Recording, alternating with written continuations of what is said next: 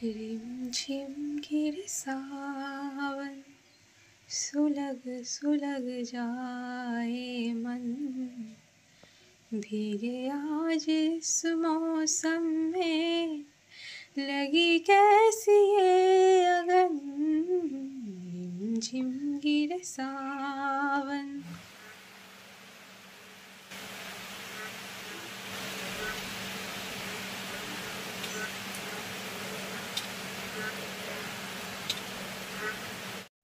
Hi friends, কেমন আছো তোমরা? আশা করছি সকলে খুব ভালো আছো। তো দেখো, আজকে সকাল থেকে এরকম লেগে রয়েছে। কি সুন্দর ওয়েদার। অবশ্য সুন্দর তখনই যখন বেরোতে না হয় এই ওয়েদারে। আমার মতো আরেকজনেরও খুব আনন্দ হয়েছে। দেখো বৃষ্টিতে কি সুন্দর ভিজছে। দেখি কে কে বলতে পারে এটা কি পাখি।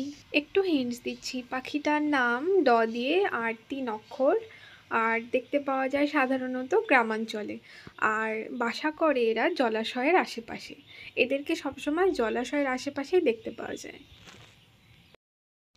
আর এদিকে দেখো, আমার লঙ্কা গাছগুলো ঝোড়ো হাওয়াতে শুয়ে পড়েছে। মাটিও যেহেতু ভিজে, নরম মাটি, আরও বেশি শুয়ে পড়েছে হাওয়াতে।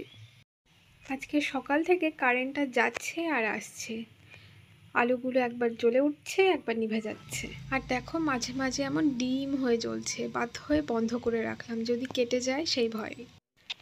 আর এদিকে ব্রেকফাস্টে দেখো বানিয়েছিলাম ওটস, বানানা, প্যানকেক আর একটুখানি চিনি ছাড়া কালো চা।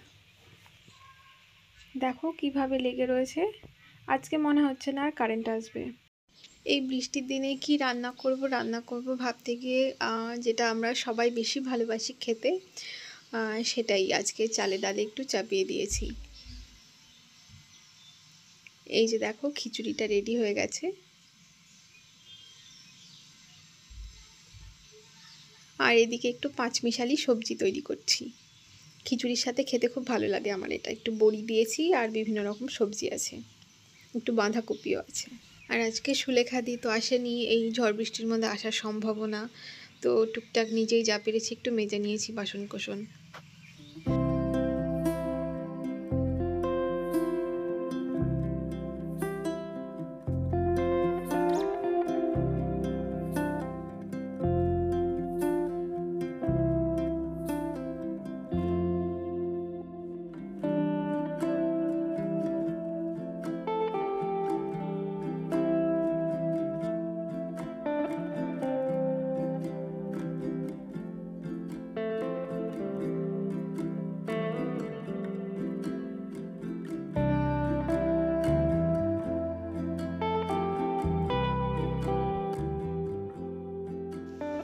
বরের আবদারে ভেজেছিলাম ডিম আর বেগুন।